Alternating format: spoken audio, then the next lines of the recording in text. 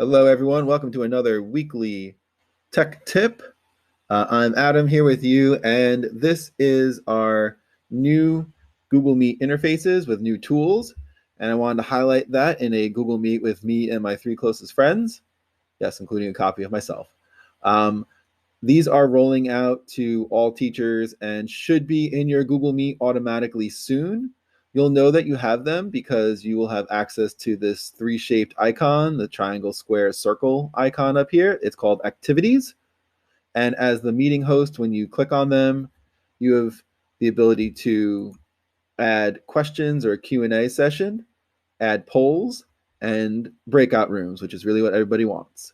So I'm going to actually start from the bottom, and that's Q&A. So Q&A, when you open this up as a meeting host, you are allowing questions. You can ask questions yourself by clicking on that button down below.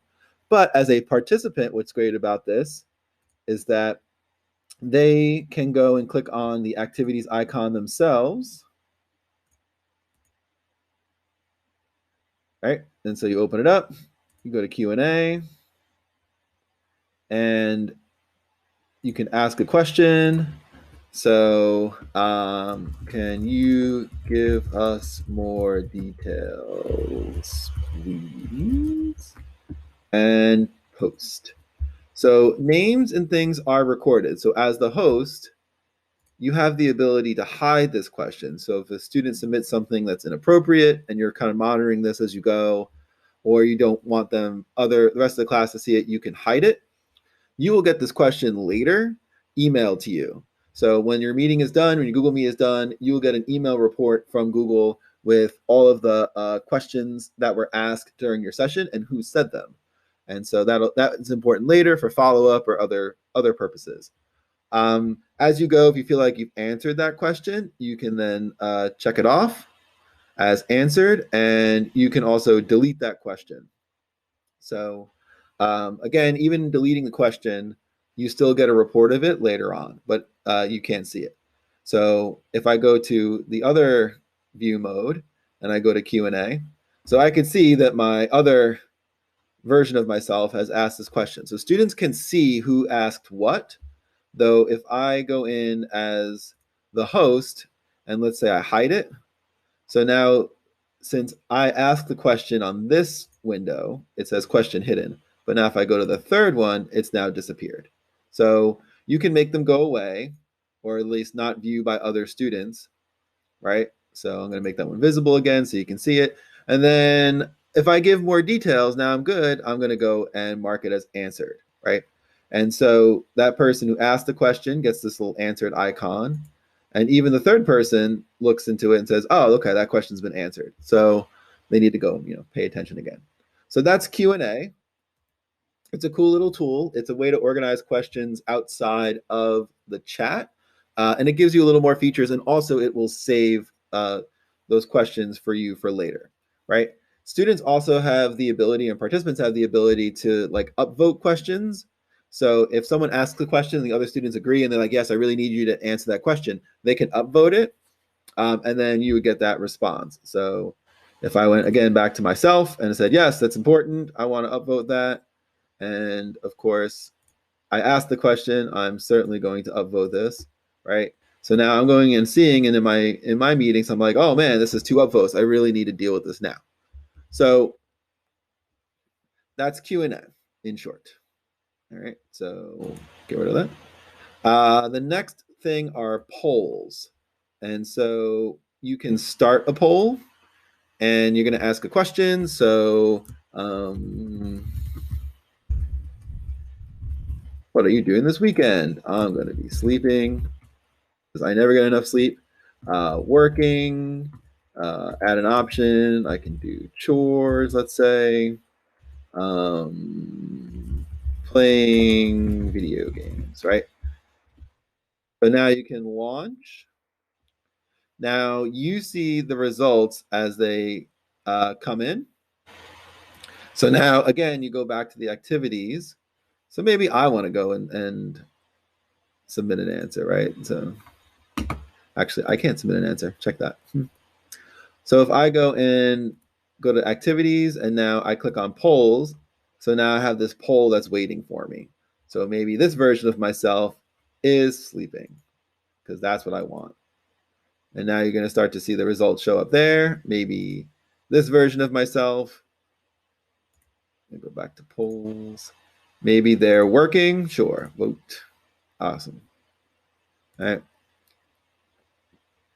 And if I can find real quick the third version of myself.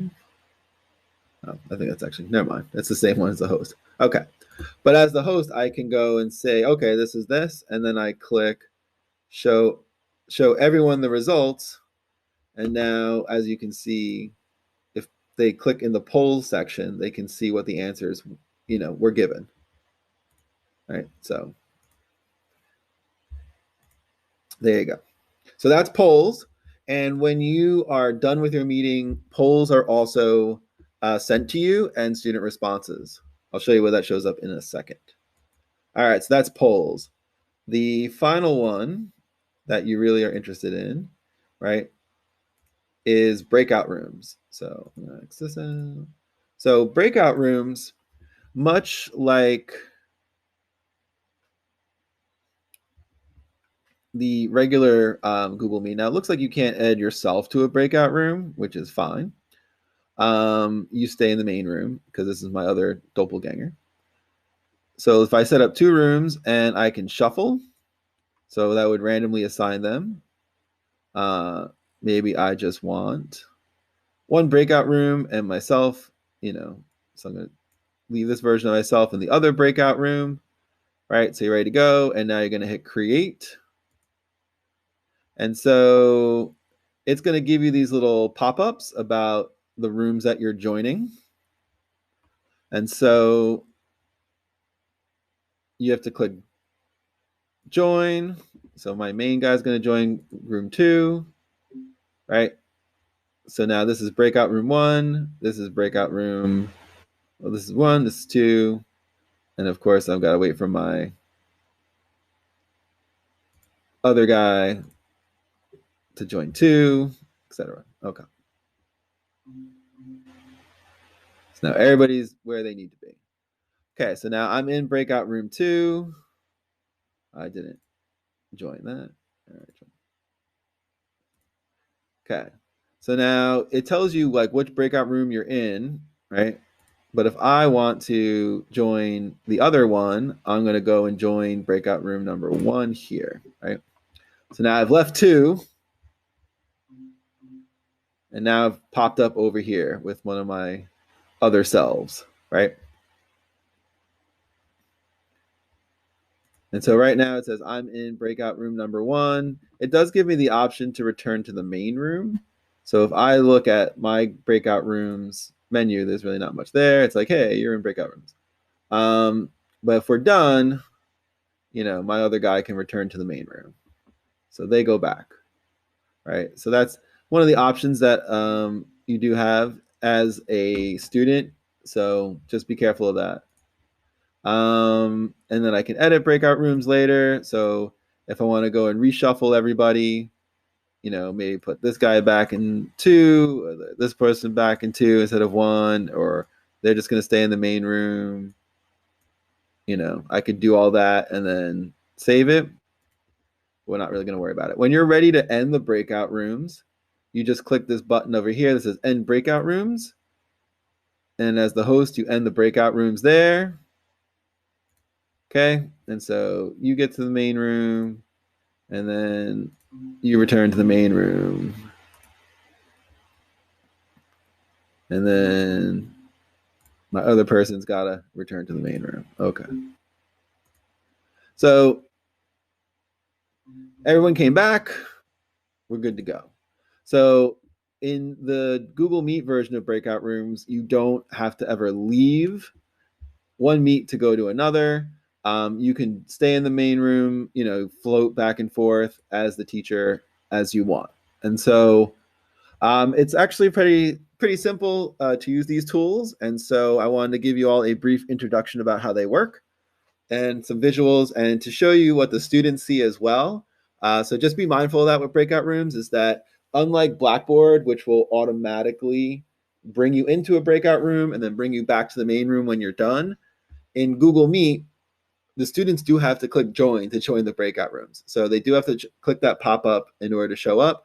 And then also students have that option to go back to the main room. And so I don't believe there's a way really to turn that off. You would just have to edit rooms and like kick them back in there. So just keep that in mind when using these breakout rooms. But that's really about it. When your meeting is done, there's now a new folder in your Google Drive, and it's called Meeting Reports. And meeting reports will give you the report for your meets, like after class. So that was one from this morning. And I did a quick poll. There was only one student, so it's really not all that exciting. But you'll get a spreadsheet, and that's the student that was here. And that is what I asked, and that was their response. So it does track it by name. So again, just as a backup for attendance, so Google Meet also is sending out attendance reports. I've heard varying stories as to whether they're reliable yet or not. And so one thing you can do is throw a quick poll in your Google Meet, and students can answer the question. And then boom, you have A, instant feedback, and B, you have attendance. So make use of these features. I think these quick polls are great to do some dipstick testing, check-ins, welcomes, just varying ways to get student responses. And also that Q&A feature can also be really powerful. So I hope you've enjoyed this demonstration about how it works. I know it was a little wordy, but there was a lot of features to go over. You can always take a look at the chapters for each of my YouTube videos so you can find the relevant information. All of that's in the description. You can click on a time code and it takes you right to the part that you want to see. So if you like these videos, you can always subscribe to this channel. Otherwise, keep getting your tips from the Lewis Weekly Tech Tips, and I hope you enjoyed it. And have a great day, everybody. Thanks for watching.